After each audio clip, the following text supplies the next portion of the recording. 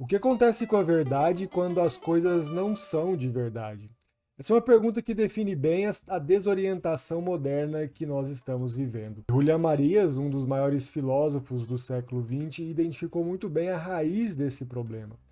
Hoje nós vivemos, e na época dele também, nós vivemos não rodeados mais de coisas, mas de signos, de virtualidades que ninguém sabe muito bem definir. E isso está criando a maior crise de desorientação da história humana. Pensa só comigo, quanto da sua atenção nas últimas 24 horas foi dedicado a algo real, que você segurou, que você estava ali diante da coisa propriamente dita. Provavelmente muito pouco. E Julián Marías, há décadas atrás, disse algo assustador. Ele disse que o homem sofreu uma nova mutação. E ao homem lhe saiu uma telinha, que agora nós temos ali uma telinha diante dos nossos olhos. O que acontece com a nossa capacidade de escolher aonde se apoiar, se tudo ao nosso redor, se todas as coisas se tornam um espectro delas mesmas, um simulacro? E inspirado por Julián Marías, nós vamos entender como isso está acontecendo com a gente agora, nesse momento, e principalmente como reverter ou como navegar nesse novo mundo que a virtualidade nos trouxe. Primeiro ponto a ser compreendido é a origem dessa desorientação. E ela está, né, no momento em que a realidade ela é substituída por signos. Não que a realidade virtual, vamos chamar assim, eu não gosto desse termo e eu vou te explicar por que ao longo desse vídeo, mas essa realidade que não é tangível, que ela não é física, ela existiu desde sempre. O problema agora é que ela toma grande parte da nossa vida.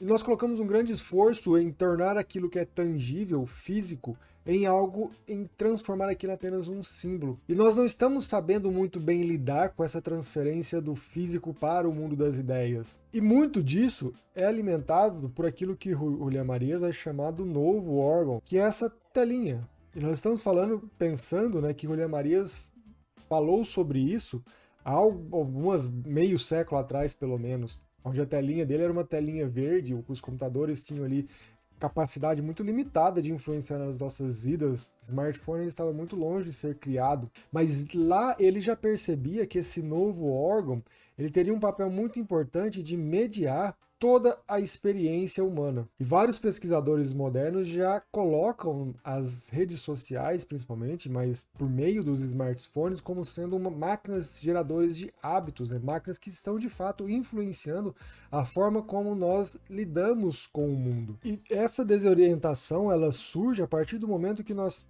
começamos a viver apenas no mundo de abstrações. Se nós não temos mais nada tangível, mais nada físico para nos agarrar, tudo agora passa a ser apenas um mundo intangível, no mundo virtual, até aquelas verdades mais profundas começam a ser questionadas. E nós acabamos no mundo que nós temos hoje, que é o mundo líquido, né, de Bauman, onde tudo é muito fluido, tudo é muito tolerante, tudo pode ser a depender do ponto de vista de quem está sendo. Porque nós pegamos muitas das coisas que eram concretas, que davam concretude à vida, e transformamos aquilo em meros conceitos. O que não seria de todo mal se nós não tivéssemos perdido, muitas das vezes, a substância que está por trás daqueles conceitos. Uma das primeiras ideias que surgem na filosofia antiga, que surge em Parmênides, é justamente a ideia de consistência. Há algo nas coisas que fazem com que elas sejam o que elas são. E essa nossa virtualização do mundo, somado à nossa perda da capacidade de abstração, de imaginação, de repertório, faz com que nós tenhamos muita dificuldade de encontrar a consistência naquelas ideias que existem apenas de forma virtual. Sem substância, sem consistência, nós culminamos no que nós temos hoje, que é uma crise de verdade muito relacionada a um excesso de informação. Nós somos bombardeados por uma quantidade absurda de informação que talvez uma pessoa no tempo de Julián Marías, levaria 2 ou 3 vidas para conseguir consumir. E com tanta gente dizendo tanta coisa, nós acabamos perdidos e sem saber a que se ater. O que é verdade em meio a toda essa informação, todo esse conhecimento? Muitas vezes informações contraditórias. E sem saber quais são as verdades que vão nos sustentar, nós perdemos algo muito importante na nossa vida, que são nossos valores e nossos princípios. E são justamente as nossas crenças, aqui não crenças no sentido religioso, mas aquelas verdades que nós acreditamos. E não aquelas verdades que são nossas no sentido relativo, mas aquelas verdades, aquele algo que é de fato importante para nós. De tudo aquilo que é possível acreditar, o que nós acreditamos de verdade e daquilo que nós acreditamos, o que de fato é importante para a nossa vida. São coisas que nós não abrimos mão. Existe uma frase de Groucho Marx, né, que me veio aqui agora na minha memória, que ele diz algo mais ou menos assim, né? Estes são meus princípios. Se você não gosta destes, não se preocupe, eu tenho outros. É mais ou menos como nós vivemos hoje, né? Nós não temos aquelas verdades que de fato nós defendemos a ponto de entrar em conflito com outra pessoa. E são essas crenças que vão definir, se você assistiu aquele vídeo meu de passado, presente e futuro, é justamente as crenças que vão alimentar os nossos sonhos e que vão alimentar as nossas ações. É a crença, as nossas crenças, valores e princípios que vão definir o que nós planejamos para o futuro, qual é o nosso roteiro de vida, qual a história nós queremos contar e qual a ação que nós tomamos hoje, aqui no presente. Sem isso, nós estamos à deriva. São as crenças que são as nossas balizas, nossos apoios, né, biográficos. E esse processo de virtualidade nos deixa completamente sem qualquer tipo de referência. Percebe como algo que aparentemente é inofensivo pode estar sendo a origem de muitos dos problemas que nós estamos enfrentando hoje. Julián Marías vai usar aqui uma metáfora muito interessante, que é de uma chama queimando. Se você tivesse que descrever como ela é, seria uma tarefa um tanto quanto impossível, porque ela está mudando constantemente. E é como nós vivemos hoje em dia, né? Nós temos um mundo cheio de possibilidades. Se nós voltarmos algumas décadas atrás, nós teríamos um horizonte mais estreito de escolhas a serem tomadas ali na vida. Bom ou ruim, essa era a realidade. Se você nascia numa cidade pequena, você tinha ali uma série de escolhas. Mesmo em uma cidade maior, você não tinha a ilusão, muitas vezes, dessa multipotencialidade de caminhos a serem seguidos. E talvez hoje os caminhos eles nem sejam muito mais do que eram antigamente. Nós somos convencidos de que sim, nós podemos ser qualquer coisa. Nós somos convencidos de que limites são ruins, quando na verdade não, né? Nós precisamos nos limitar para poder nos definir. E uma vez que há essa suspensão das verdades, uma vez que nós não temos ali, que tudo é virtual, nós temos uma dificuldade de discernir o que é real do que não é, de quais são os fundamentos por trás do que é dito, nós terminamos abraçando qualquer tipo de verdade que nós encontramos pelo caminho. Nós tornamos muito mais fáceis de ser manipulado. O que o professor de Julián Marías, né, Ortega y Gasset, vai chamar do homem-massa. Uma forma de enxergar o homem-massa é justamente esse sentido. Um ser humano que perdeu a sua própria identidade. Aquela pessoa que não sabe o que ela quer. E por não saber o que ela quer, ela vive por regras e desejos alheios. Aquilo que as pessoas passam a dizer que é bom. Os sonhos dessas pessoas não são sonhos próprios, são sonhos criados para que elas acreditem que são delas. São pessoas, que é o que nós vemos hoje em dia, que estão sempre atrás de uma ideologia, de um conjunto de ideias que vão dar a ótica para elas entenderem o mundo que elas vivem. Porque são pessoas que não são capazes de encontrar a sua própria perspectiva de mundo. Isso é muito ruim, porque se você não sabe qual a sua perspectiva a partir do mundo, você não consegue contar a sua própria história. São pessoas mais fáceis de serem manipuladas pela propaganda. E a propaganda aqui no sentido comercial e a propaganda também das próprias ideologias. Em suma aqui, o que acontece é que o homem-massa ele deixa de ser um quem para se transformar em um quê. Ele deixa de ser alguém para se transformar em algo. Há mesmo aqui uma coisificação do ser humano, que é o que nós vemos hoje. As pessoas elas são um meio para se conseguir algo. E isso acontece a nível social, mas também a nível individual. Muitos dos nossos relacionamentos hoje são relacionamentos transacionais. Nós nos aproximamos de alguém para conseguir algum benefício, seja ali um prazer momentâneo, seja ali um recurso extra, seja ali conseguir uma venda, o que quer que seja. Raras são as pessoas que estão de fato interessadas em se aproximar de uma outra pessoa para conhecer aquela pessoa de fato. O que cria aqui, o que o Ortega vai chamar também de señorito satisfecho, que é justamente esse ser humano que tem uma visão aplainada da vida. Aquela pessoa que está atrás de opiniões prontas. Quantos hoje não estão nesse hall de pessoas, né, que decoram ali 2 ou 3 frases de efeito e saem replicando sem nunca parar e refletir qual é a verdade por trás daquele conceito abstrato e virtual que foi dito a ela. Isso, de certa forma, é muito bom para aquelas pessoas que têm interesses em manipulação, porque são pessoas que são fáceis de serem manipuladas. E o maior problema disso a nível individual, para você que está aqui me ouvindo, é que uma vez que nós estamos nesse grupo de pessoas, nós passamos a viver uma vida performática. Nós queremos parecer com aquilo que nos venderam como sendo um modelo de vida ideal.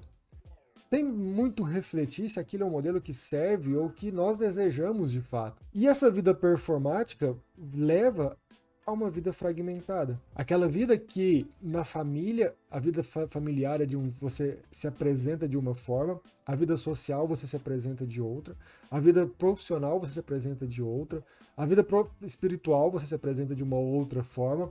Falta aqui, nós perdemos nessa unidade de vida. E perdemos também essa espontaneidade. Nós queremos agir de uma forma para corresponder às expectativas daquela imagem que nós queremos criar. Note que nós não estamos aqui pensando em viver a nossa vida para expressar a nossa melhor essência, para contar a nossa história, ser quem nós deveríamos ser, mas estamos sempre preocupados em agir de acordo com as expectativas do outro. Isso tira completamente a essência da nossa vida, de quem nós realmente somos. Não por acaso, hoje o que mais se fala, o que é mais valorizado, é justamente aquelas pessoas que têm alguma espontaneidade, aquelas pessoas que conseguem expressar e defender as suas próprias opiniões. Porque, de fato, são poucas as pessoas que têm opiniões próprias. E, mais uma vez, ter opinião própria não é acreditar que a verdade é relativa, que existe uma verdade minha, uma verdade sua. Não. Pelo contrário, é acreditar que existem algumas verdades que são imutáveis. Existem algo que não depende da minha percepção. E, claro, eu não quero aqui ser o cavaleiro do apocalipse e dizer que estamos acabados ou que devemos fugir da montanha. Eu não vejo a solução para esse problema. Primeiro, em voltar a viver como no passado, porque o passado ele já passou. Nós podemos sim olhar para o que aconteceu, olhar ali para tirar alguns ensinamentos de lá, mas nós estamos vivendo uma situação nova. E foram justamente essas pessoas do passado, as decisões tomadas no passado, que nos trouxeram essa situação difícil que nós estamos vivendo hoje em dia. Então, copiar o que elas fizeram lá não vai ser o caminho para solucionar os nossos problemas de agora. Mas olhando por algumas reflexões de Julián Marías, ele nos diz, né, nos dá algumas diretrizes para viver o que ele chama de uma vida decente. E ele começa justamente nesse sentido da autenticidade. E ele chama de uma vida decente porque ele diz que você viva a sua história, cada um viva a sua história, de uma forma que se orgulhe daquela história que está sendo contada. Pensando que amanhã ou depois a sua história de vida poderia sair num livro, num jornal, ser contada para o mundo, você teria orgulho daquela história que estaria ali escrita. E ele fala de 2 pontos que são bem interessantes, que o primeiro deles é uma resistência à falsidade e também de um amor incondicional à verdade. E por que ele fala essas 2 coisas? E por que eu acho tão importante hoje em dia? Nós, de certa forma, normalizamos aquela história das meias verdades. Não é uma mentira inteira, mas também não é uma verdade inteira. E se nós pararmos para olhar, é até curioso, né? Porque assim, uma meia verdade não existe. Ou algo é mentira, ou algo é verdade. Mas é aquele dito não dito, aquela coisa que você fala uma parte só da história para poder ali ter um efeito eufêmico sobre o que você está dizendo. E isso é muito ruim, porque nós vamos nos acostumando com essas pequenas mentiras e incorporando esse hábito das pequenas mentiras na nossa vida. E nós começamos a dizer pequenas mentiras como se fosse algo normal. E nós começamos a achar normal que as pessoas nos digam pequenas mentiras. E fica cada vez mais difícil confiar e saber o que é verdade e o que é mentira em tudo que está sendo dito. Então, nesse sentido, esse amor incondicional à verdade, Buscar de fato o que é verdade em tudo aquilo que nós estamos acessando de informação, ou pelo menos naquelas áreas em que é muito caro e precioso para nós. E essa resistência à falsidade, essa tolerância zero à falsidade é algo que vai nos ajudar a tatear ou a viver melhor nesse mundo tão virtual, onde tudo pode ou parece ser verdade. Ele já nos falava lá atrás dessa vigilância tecnológica. E aqui entra bem essa questão que nós estamos passando hoje por um processo que as pessoas perceberam que estar totalmente online não é bom. Só que agora o pêndulo está indo para o outro lado. As pessoas elas ainda estão acreditando que existe uma divisão entre o online e o offline, que são vidas diferentes, quando na verdade não é. O on e o offline, existe um termo cunhado por um sociólogo, se não me engano, italiano, que é o on life, que é justamente nesse sentido, né? A vida hoje, a nossa vida, ela é uma unidade do que nós vivemos on e offline. O que talvez seja o nosso maior desafio, o desafio da nossa geração e da geração que vem vindo depois de mim, né, as pessoas mais jovens, é justamente encontrar como nós vamos integrar o on e o offline de forma a não prejudicar ou não corromper a própria existência humana. E talvez um dos caminhos esteja em procurar uma ancoragem no real. No real no sentido do físico. Por mais que seja muito bom, né, nós temos a possibilidade de conversar com pessoas distantes online, por mais que seja muito bom, nós temos acesso aí a conteúdos, a conhecimento impensável antes, por mais que seja muito bom, tudo que as redes sociais e que a internet nos proporcionou, eu ainda julgo muito importante que nós voltemos a valorizar o contato físico com as pessoas. Não só com as pessoas, não só esse convívio a nível social, mas também uma dedicação a atividades analógicas. Principalmente aqui, se a sua atividade ela se dá muito por meio virtual. Se você passa muito tempo em frente ao computador trabalhando com o que quer que você trabalhe, no seu tempo livre, não é recomendável que você passe o seu tempo livre mais ainda dentro do mundo virtual. E é o que geralmente acontece, né? Nos nossos momentos de descanso, nós estamos nas redes sociais. O que nos prejudica tanto, né? Nos toma tempo que nós poderíamos estar dedicando a essas atividades, vamos chamar de aterramento, como também aumenta essa sobrecarga informacional. E valorizar mesmo essas atividades analógicas que podem ser vividas mesmo na solidão. Você ler um livro físico, escrever usando papel e caneta, para aquelas pessoas que gostam de desenhar, artesanato, que seja. Até o crochê está voltando à moda hoje em dia, né? Mas além dessas atividades manuais e essas atividades onde você tem contato físico com as coisas, o analógico, como eu disse, é importante que nós retomemos esse convívio social com pessoas reais. Nós, como seres humanos, precisamos disso. E as redes sociais, de certa forma, falseia esse convívio, porque ela nos dá uma satisfação neuroquímica parecida com aquela que quando nós nos socializamos com pessoas reais, mas não 100% igual, evidentemente. E note que escolher, ou melhor, definir quais são as nossas verdades, limitar as nossas crenças, está muito ligado à nossa liberdade e à nossa vocação. Porque nós não vamos, claro, né, não cometer erros. O erro, ele é quase que um patrimônio do ser humano. Faz parte da nossa vida errar. Mas é justamente nessa tentativa de acertar, ou é nesses erros, que nós vamos encontrando os nossos acertos. E viver na mentira é a pior coisa que pode existir para a liberdade. Porque só a verdade pode nos libertar. A mentira é uma grande escravidão. Quem já caiu, ou quando era criança, né, quem já caiu na bobeira às vezes de contar uma mentira, ou depois de adulto mesmo, vai percebendo como aquilo vai virando um emaranhado de mentiras para sustentar uma primeira mentira que foi dita, né? Aquilo vai tomando às vezes proporções estratosféricas, cada vez maiores. Você tem que contar uma mentira para justificar a outra mentira e a outra mentira, e você vai vendo que você está numa teia terrível de mentiras, isso podendo até mesmo virar uma patologia. E só ancorado na verdade que nós vamos conseguir assumir esse protagonismo biográfico. É só ancorado na verdade que nós vamos saber responder aquilo que nós somos chamados a ser. E ter sempre a perspectiva, que isso está muito presente na filosofia de Ortega y Gasset, Julia Marias e a Escola de Madrid, que a vida é um por fazer. Só o ser humano tem essa condição.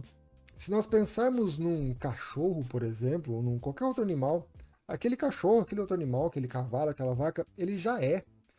O cachorro é cachorro, ele já nasce cachorro, ele vai morrer cachorro. Ele não precisa agir sobre as suas circunstâncias para poder ser aquilo que ele é. Ele não precisa responder a esse chamado. Enquanto nós, os seres humanos, nós estamos sendo. Nós precisamos nos completar, terminar esse trabalho de ser humano. E nós, como seres humanos, estamos sempre em busca, como dizia Aristóteles, da felicidade.